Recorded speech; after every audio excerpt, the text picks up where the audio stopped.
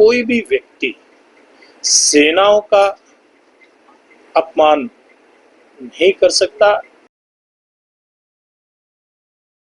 जैसा आपने आज ये सिरसा का आयोजन देखा है, तिरंगा यात्रा का, हमारे जाबाज देश के सैनिकों, तीनों सेनाओं के सैनिकों, हमारे बीएसएफ, अन्य अर्ध सैनिक बलों ने जो एक शौर्य का, पराक्रम का जो प्रदर्शन किया, उनको नमन करने के लिए जो यात्रा थी, इस यात्रा में मेरे साथ कैबिनेट मंत्री आदरणीय कृष्ण बेदी जी, बहन सुनीता दुग्गल जी, आदरणीय दूराराम जी, भाई गोविंद जी, यतेंद्र जी, परवीन जोड़ा जी,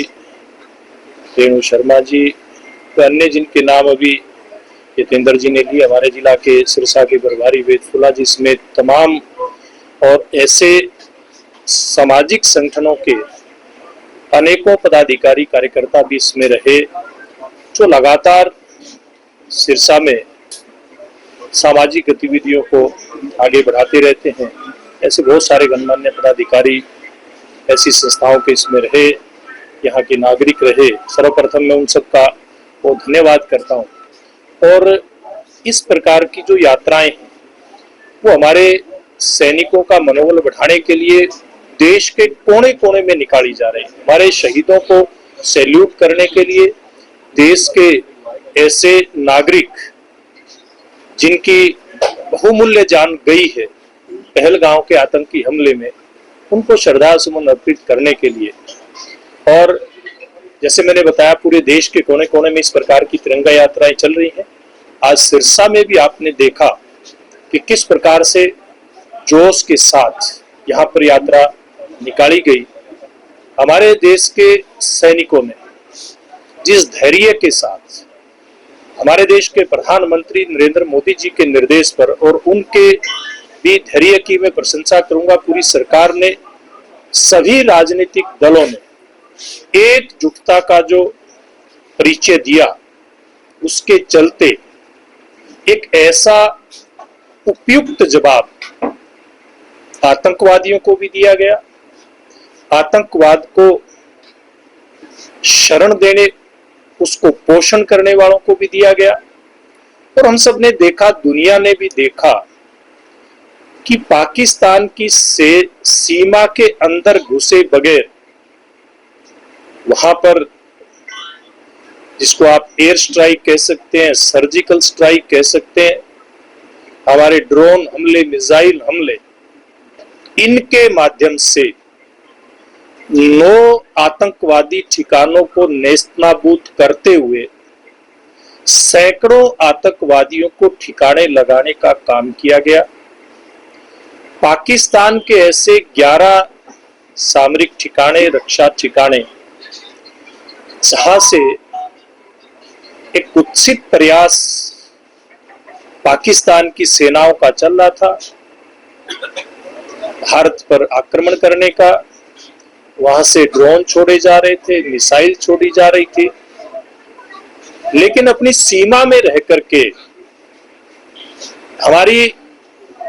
वायुसेना के जाबाज सैनिकों ने एक ऐसा मुंह तोड़ जवाब दिया जिसको पूरी दुनिया ने देखा है। न केवल पाकिस्तान के हमलों को उनका माकूल जवाब देने का काम किया, उनको रास्ते में नष्ट करने, चाहे उनके ड्रोन थे, चाहे मिसाइल थी, वो करने का काम किया है,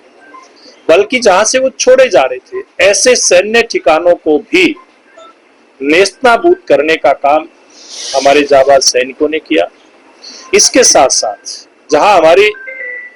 सशस्त्र सेनाएं लगी हुई थी, अन्य सुरक्षा बल लगे हुए थे, तो दूसरी तरफ पूरी सरकार, पूरे देश का और सभी राजनीतिक दलों का समर्थन प्राप्त करते हुए प्रधानमंत्री नरेंद्र मोदी जी के नेतृत्व में कूटनीतिक मोर्चे के ऊपर भी काम कर रही थी और आज भी कर रही है। चाहे वो देश में खून और पानी एक साथ नहीं बह सकते, इस नारे को सार्थक करते हुए सब प्रकार के दरियाओं का पानी पाकिस्तान को बंद करने का विषय हो, वहां के जो पर्यटक यहाँ आ रहे थे उनका आना बंद करने की बात हो, वहां का व्यापार बंद करने की बात हो, सीमाएं बंद करने की बात हो, हर मोर्चे के ऊपर लड़ाई हमारे देश ने लड़ी और भविष्य में भी लड़ेगा। के लिए बड़ी एक संतुष्टि की बात है कि आज पूरा देश के प्रधानमंत्री जी के साथ खड़ा है।